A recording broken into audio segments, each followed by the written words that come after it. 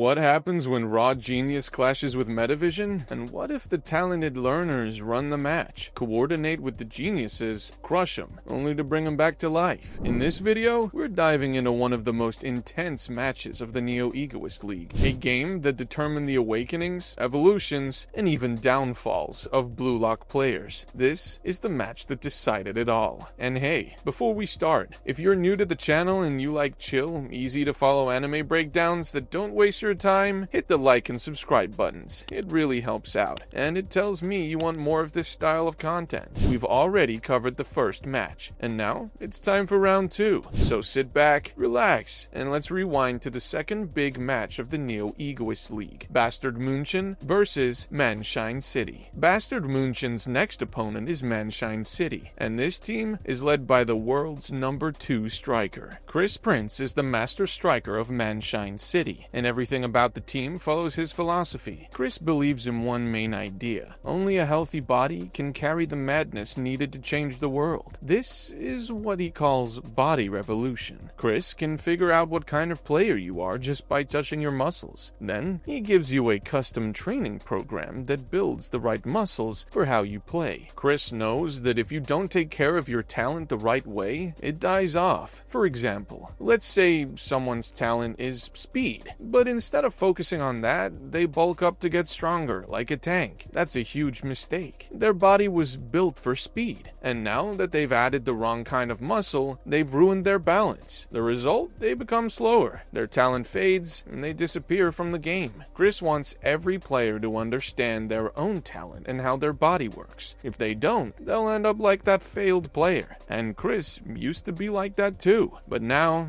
he believes a true professional is someone who understands the exact muscles they need to play the way they want. That's how they build a perfect body that's impossible to beat. That's what Manshine City trains for, understanding their own body mechanics and unlocking their true talent. To be clear, Manshine City's formula is body revolution times ideals. Chris's idea of ideals is a bit like Lavinio's idea of image. It's the player's vision of who they want to be in the future, their ideal version of themselves. Basically, if they were the best striker in the world, what would that vision of themselves look like? The logic is simple. No matter how talented you are, you can't be confident all the time. So, when you're down, that's when you ask your ideal self. That's how you remind yourself not to settle for anything less. To reach that version of yourself, you need the perfect body to match. Reo has one. Chigiri has one too. As for Nagi's ideal, we'll get to that in a bit.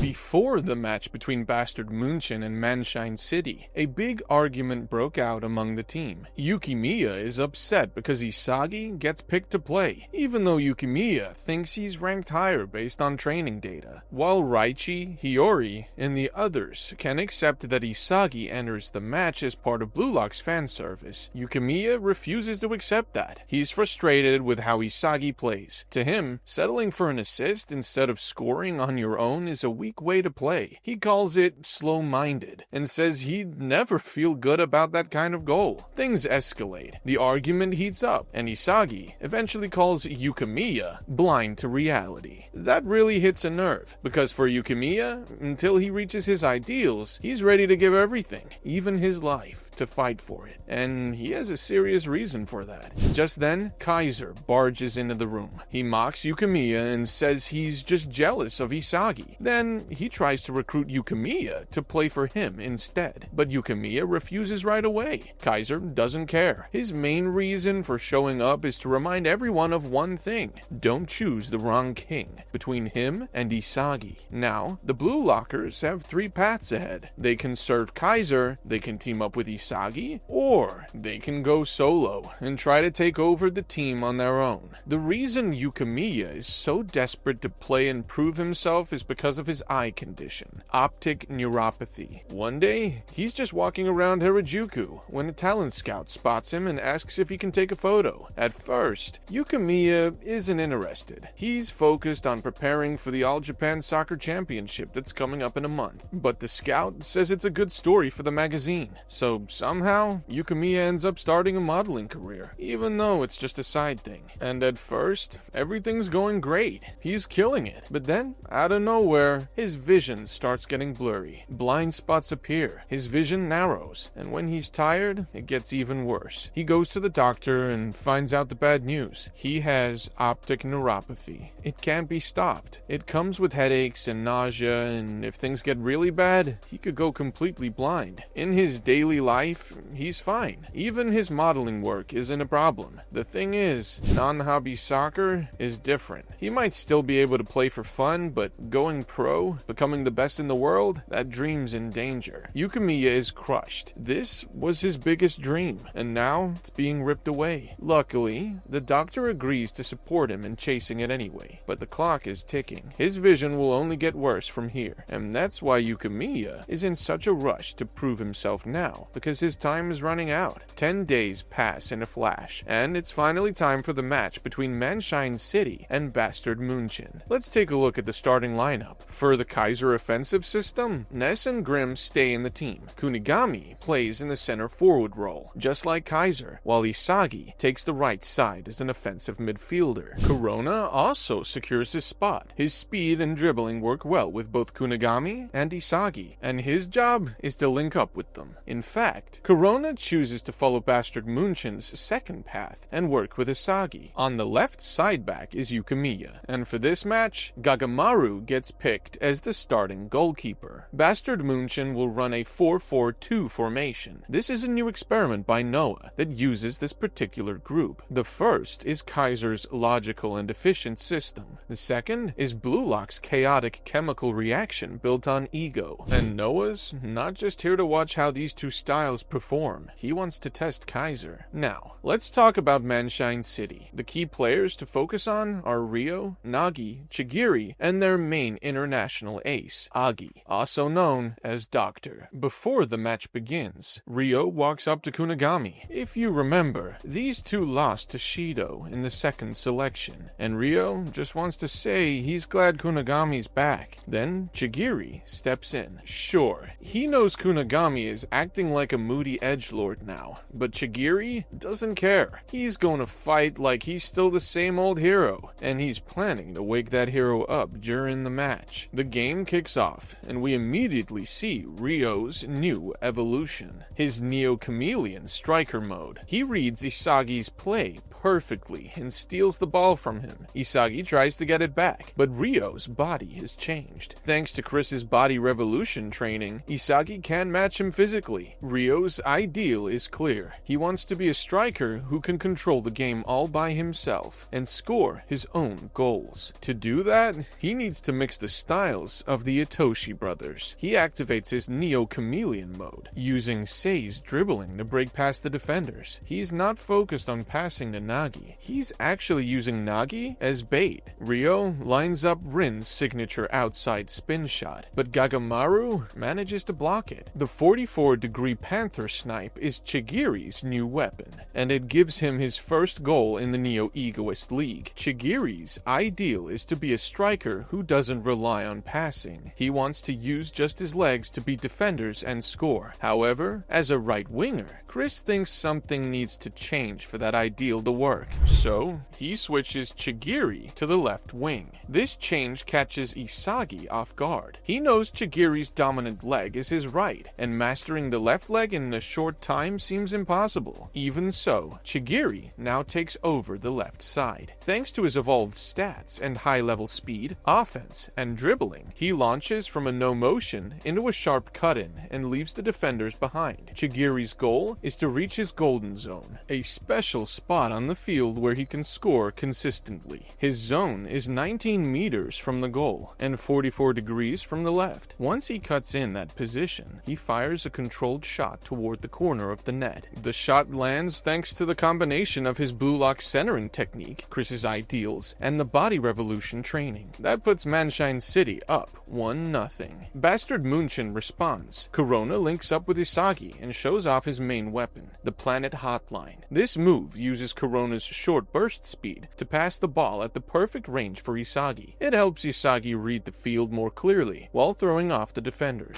Now, because Kunigami scored against FC Barca, the Manshine City defenders are watching him more closely. Isagi takes advantage of that. With Kunigami pulling defenders toward the front, Isagi slips into the open space behind them. He links up with Corona for a 1-2 and aims for the perfect shot from the right side. But just as Isagi is about to go for it, Kaiser shows up out of nowhere, steals the ball, and completely ruins his plan. Now, it's time for the counterattack. After Isagi's plan fails, Chigiri quickly passes the ball to Reo, and Reo knows exactly what to do. He sets things up for Manshine City's two main weapons, Agi and Nagi. As they charge forward toward the goal, Reo sends the ball to Nagi, but Nagi's got two defenders on him. This is where we see his first major evolution into the Neo-Egoist League. Thanks to Chris's body revolution training, Nagi's physical stats have gone way up. He powers through the defenders and traps the ball with ease. Then, as soon as he touches it, he rotates his entire body to get past them. After that, Nagi dribbles forward on his own. And if you followed Blue Lock from the start, you know that's something he never really did before. Even Isagi is stunned. This is Nagi's new playstyle, the zero reset turn. Instead of waiting for someone else to make a play for him, Nagi now uses his creativity to make his own plays from scratch. He analyzes everything, including the distance to the goal, where his teammates are, and where the defenders are. The zero reset turn is a style of football that starts with Nagi as the center. But before we talk about how the play ends, here's how this new weapon came to life. When Nagi first met Chris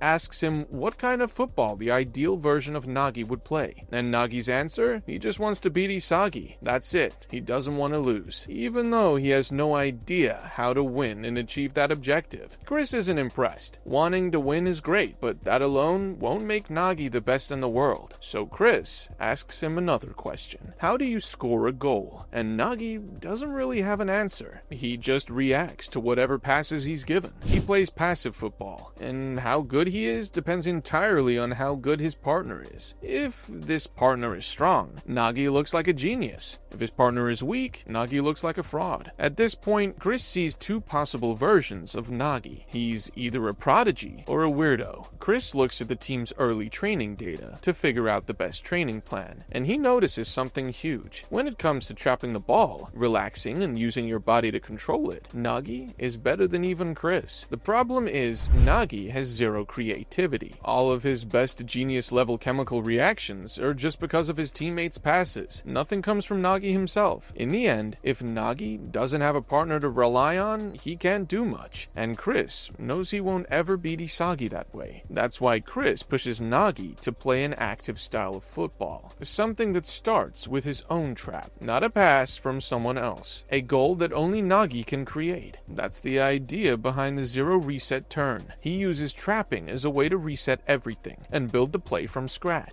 This is where Agi enters the picture. And Agi, this guy is a total football maniac who loves weird stuff. And right now, that weird stuff is Nagi. More than just a great player, Agi is like a football scientist. He wants to help Nagi evolve. Now, Nagi isn't someone who loves using his brain too much. So, Agi explains things using annoyances. A passive annoyance is something Nagi knows he should do, but doesn't feel like doing. An active annoyance is something Nagi really wants to try, something that he suddenly thought of doing. As soon as that active annoyance kicks in, Nagi launches a high pass to Agi, one that only Agi can reach. Agi kicks the ball in midair, it hits the ground, and Nagi traps it perfectly. From that trap, Nagi pulls off a crazy juggling shot toward the goal, but Yukimiya blocks it with his face. It doesn't go in, but the play itself was special. Still, Agi only gives it an 8 out of 100. Why? First, Nagi's pass was too rough. If it wasn't Agi on the receiving end, no one else could have handled it. Second, while the shot was creative, Nagi focused too much on making it look cool instead of finishing properly. As for Chris's categorizations, we'll have to wait until the league is over. Right now, when it comes to creating his own kind of football, Nagi is like a newborn chick, but that chick has insane potential. First, Reo was drawn in by it, then Isagi, now it's Chris and Agi. And with this new weapon, we might be witnessing the real real birth of a genius. Actually, this quote might not age well. Metavision is a special eye type, often linked to talented learners, and especially those who analyze situations and adapt fast. But how did Isagi unlock its full potential? Well, in this match, Nagi isn't the only one who's still developing. So, Bastard Munchen stops a play and goes for a counterattack. But like in the last game, Isagi still doesn't see a clear way to score. Even if he tries to steal Ness's pass to Kaiser, he knows he'll just end up missing again. That's when Isagi changes his approach. Instead of going for the ball, he starts following Kaiser and watches how he plays, moves, and thinks. That's when he sees something important. As Kaiser runs, he keeps moving his head and eyes constantly. He's not even looking directly at the ball. Instead, he's turning his neck to scan everything around him. His view of the field is way bigger. This skill is called Metavision. Kaiser uses it to read the field and coordinate with Ness. When he gets near the goal, he switches over to another ability called Predator Eyes and hits a Kaiser impact at the exact moment when it looks like he has no way to shoot. That combo, Predator Eyes, Metavision, and Kaiser impact, is what gets Bastard Munchen their first goal. And this became a turning point for Isagi. He knows he'll never be able to copy Kaiser impact, even if he trained his whole life. What he can do instead is study the steps that led to it. How did Kaiser find that shooting course so fast? How did he get there before anyone else? The answer is in how he uses his eyes. You see, human vision has two parts. Central vision is what you see when you're directly looking at something. Peripheral vision is the blurry stuff you see on the sides. In football, if you want to keep track of the whole field, you need to take in as much information as possible through your peripheral vision. Focusing too much on just the ball slows down your decisions because you're missing everything else going on. Metavision users like Kaiser are constantly picking up new info through their peripheral vision. That's how he always knows who's where and what they're doing. That's how he gets to key spots faster, because he already saw it coming. To Isagi, it's like Kaiser is seeing the world from a higher level. In his eyes, Kaiser is playing in 4 dimensions, while most players are stuck seeing things in 2 or 3. But Metavision isn't something anyone can just unlock by trying. It takes spatial awareness, sharp perception, football IQ, and serious mental stamina. Now that Isagi fully understands Metavision, the only thing left is to use it mid-game, and guess what? He's probably done it before without even realizing it. The moments when he could smell the scent of a goal, and even his winning shot against Japan U20, were times he used Metavision subconsciously. So, if Isagi can use it for the full 90 minutes like Kaiser, he can create his own golden formula, Metavision paired with his direct shot, and if that works, he might just be able to beat Kaiser. The match picks up again, and Isagi immediately puts his new skill to work. What's more, his version of Metavision is unique. It's shaped like a jigsaw puzzle, something we haven't seen with any other character. He starts scanning the entire field, gathering new data and analyzing what every major player is doing in real time. It's like he's been given super senses. He can now predict what's going to happen next with scary accuracy. Then, at the peak of this state, Isagi reads Nagi like a book, breaks his play apart, and steals the ball. This is the moment Isagi activates his first meta burst point. He takes off on the counterattack, and when Kaiser sees what's happening, he actually shivers. Isagi connects with Corona for another planet hotline. Together, they tear through the middle, using any distortions in the field to their advantage. At this point, Isagi even sees himself as Data. He's running on full meta burst mode. Plan, execute, input, output. He's doing all this while dribbling, passing, and cutting through Manshine City's defense with Corona. Then, Kunigami appears. But Isagi has already seen the move he needs to make. He uses Kunigami as bait, passes to Corona, and tells him to give it back. Corona kicks it back. Isagi's plan is to volley the ball mid-air and blast it into the top left corner. This is it, his golden formula in action. Metavision plus direct shot. He's about to score his first goal in the Neo-Egoist League. Or so he thinks. Kaiser shows up and cuts off Isagi's shooting path at the perfect moment. Even Kaiser admits that Isagi has finally stepped into his level. Isagi is caught off guard, but takes the shot anyway. The ball slips right through Kaiser's legs and looks like it might go in, but it's slightly off. Instead of hitting the top corner, it floats in the air. And then Kunigami comes in and steals the goal with a clean clean finish. Isagi had missed one important detail. If there's another midfielder or playmaker on the field who also has Metavision, or even a weaker version of it, that player can see the same things Isagi sees, and that's when he realizes that this must be how Seitoshi played the way he did back in their match. The score is now 2-1. Kaiser is disappointed. Isagi is furious. But Noah sees something different. To him, this is Isagi's ticket to becoming the best in the world, a path that could take him into Noah's dimension. On the other side of the field, Nagi hasn't been able to beat Isagi even once in this match. His zero reset turn failed, and Isagi's meta burst completely shut him down. On top of that, this whole creativity thing is starting to feel more like a burden than a strength. And Reo, he's already accepted that with the way things are going, he might never play alongside Nagi again. And that's exactly why he wants to grow stronger, to stand on the same level as Nagi next time. Not as a sidekick, but as an equal. He doesn't want to be the guy who gets left behind ever again. So, he buys into Manshine City's playstyle, where everyone feeds the ball to Nagi to let him create plays. If they see an opportunity to shoot, sure, they can take it, but the system still revolves around Nagi. Knowing this, Reo locks in. He wants to show the world that he can fight on his own too. But then, Nagi says something that hits hard. He says he wants to beat Isagi. Right now, he knows he has no shot. This creative freedom stuff has made the game less fun for him. But he remembers the fun he had when he played with Reo. He wants that feeling again, and he wants Rio's help to take Isagi down. At first, Reo isn't having it. Nagi dumped him in the past to team up with Isagi, and now the same guy wants his help to crush the one he replaced Reo with? To Reo, it feels like manipulation, but for Nagi, it's not like that. He still remembers their dream. In fact, the reason he left Reo for Isagi was simple. He just wanted to get stronger. That's it. The same goes for joining Manshine City. Back then, they couldn't beat Isagi and Team Z, but now, even if it's just one player, Isagi, they've got a shot, and Nagi wants the thrill. This isn't about ego. This is his dream. Maybe it'll come back to bite him later, but right now, this is what makes him feel alive. And finally, Reo smiles. The genius he once lost is now asking to team up again. Not out of obligation, but because he truly wants it. Reo agrees. He'll stay by Nagi's side until he becomes the best in the world. Back in the match, Reo gets the ball after Kaiser and Isagi clash with their defensive Metavision. Then, he starts copying Sei's dribbling and passing, while adding his own creativity to sync up with Nagi. And just like that, Nagi stops relying on pure creativity and starts feeding off Reo instead. Agi's furious. If Reo takes over Nagi's playmaking too much, it could ruin Nagi in the long run. But at this moment, Reo doesn't care. He's back with his treasure, and now he's overflowing with new ideas. Reo uses his evolved chameleon style to support Nagi's goal scoring. This is Rio's way of entering his own flow, and as they combine, Nagi hits flow state too. So much so that it feels like Rio's even syncing with the very essence of Nagi's ego. And Isagi knows that if this keeps up, Bastard Munchen will lose. With Metavision, he looks ahead to where Nagi and Reo are headed, chasing the scent of a goal. The two of them bulldoze through the defense. Reo knows exactly where Nagi wants the ball, and Nagi knows exactly what Reo wants him to do. Reo sends a perfect pass, and Nagi traps it first with his shoulder, then his foot. But this isn't his moment just yet. Isagi and Kaiser crash in with their Metavision, reaching the very spot where Nagi planned to score. So, Nagi changes the plan and goes for a back heel pass to Reo. Reo analyzes everything and decides the best passing angle, whether it's better to go around Isagi or Kaiser. He then unlocks his own Metavision and sends a perfect pass to set Nagi up for his dream,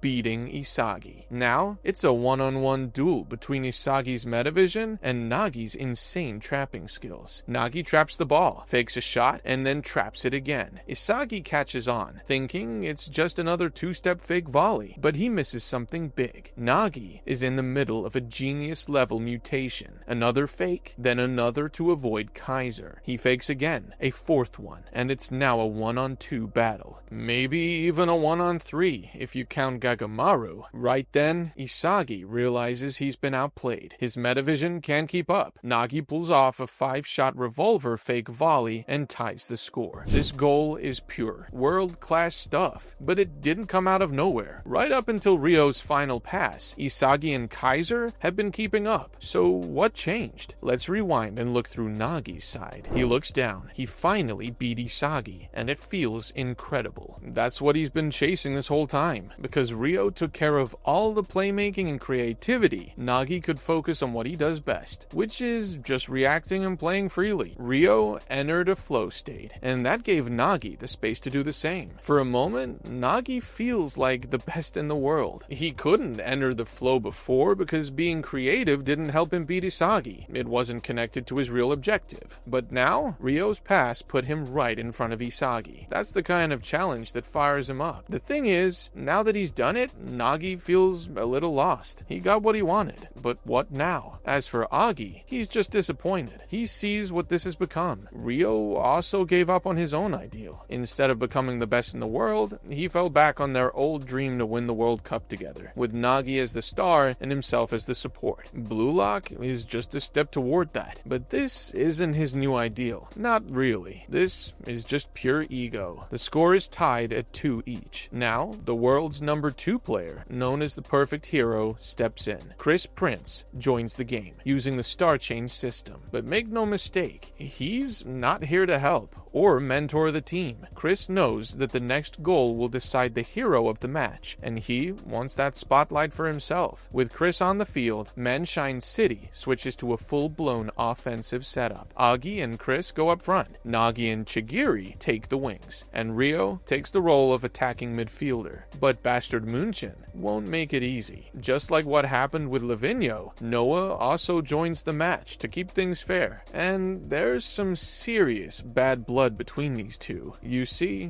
Chris lost the UEFA Men's Player of the Year award to Noah last year by a huge margin of 681 votes. That was the biggest gap ever in the history of the award. And on top of that, they really can't stand each other. Both of these strikers give key advice to their teammates. Noah says he'll side with the most logical player on the field. Chris, on the other hand, challenges his team. He dares Manshine City to stop him from becoming the hero and take the spotlight from themselves. As soon as play resumes, Chris starts toying with Kaiser, even calling him a scared little boy. Kaiser takes the lead, but Chris catches up like it's nothing. He doesn't leave a single opening and keeps messing with Kaiser's head. His physical abilities are on another level. Then, the ball heads toward Noah. Isagi sees it, but isn't fast enough. Reo beats everyone to the loose ball, thanks to his Metavision. He sends in Chigiri, who enters his golden zone. Chigiri bares his fangs and goes for the kill, but Yukimiya keeps up and blocks him. Still, slightly outside the golden zone, Chigiri fakes a shot to shake Yukimiya off, but he's just a bit too late. Kaiser cuts him off, so Chigiri passes the ball to Chris. It's time for a rematch. Chris controls the ball perfectly. Right then, Noah steps in and cuts off his shooting angle. Technically, it's the right move. Logically, it's the best option, but Noah is just a second too slow. Chris knows he can't beat Noah with logic, so he pulls out the secret illogical move he created just to beat him. He fires a knuckleball, a totally unpredictable shot. The ball moves in random directions, and even Chris doesn't know where it'll end up. It wobbles wildly as it flies toward Gagamaru. Gagamaru sees it and realizes he can't stop it by himself. Isagi rushes in. He doesn't even look at the ball. He just tells Gagamaru to go low while he covers the most likely target point. He knows there's no way to read the shot, but he figures out the most vulnerable spot and covers it. With this, Isagi devours the world's number 2. Chris can't believe it, and his face says it all. Let's go back for a second to when Chris and Noah first entered the field. Right then, Isagi decides he'll use Metavision to track and analyze their plays. He believes this is how he'll take over the match, but Yukimiya, he's starting to lose it. His irritation is growing, and on top of that, he's exhausted. He keeps telling himself his eyes are fine, but in truth, his vision is getting blurry. It's only by luck that he's still on the field. But with just one goal left to decide everything, he knows he has one final shot to shine. Now, jump to the moment right after Isagi stops Chris. Corona is the one who picks up the loose ball. A lot of things start falling into place for Isagi here. First, now that both master strikers are playing, the game is in in total chaos. Second, he's the only one who fully understands what's happening on the field. Even Kaiser doesn't realize that if Isagi and Corona hit back with a full counter, they could end the game right here. But just when it's all lining up, out of nowhere, Yukimiya snatches the ball right from Isagi. And it stings because this is exactly the kind of move Isagi always pulls. Now the tables have turned, and Isagi's not happy about it. Yukimiya makes it clear this is his moment now. He's out of time, and he knows it. Isagi has no clue what he means, but Yukimiya's already gone. He starts dribbling from his own half, and now it's clear. He had planned this all along. A full speed, all-out counterattack, where his dribbling shines the most. Yukimiya weaves past almost every Manshine City player and finally reaches the shooting range. There are only 3 defenders between him and the goal, including the keeper. Yukimiya believes every struggle and every pain is for this one chance. He hits the shot, a gyro shot packed with abnormal spin. As it drops, it twists and fades like it's vanishing. Even the goalkeeper knows he's done for. Yukimiya had him beat. But Chris is there. He clears the ball just in time. Then he looks straight at Yukimiya and says the shot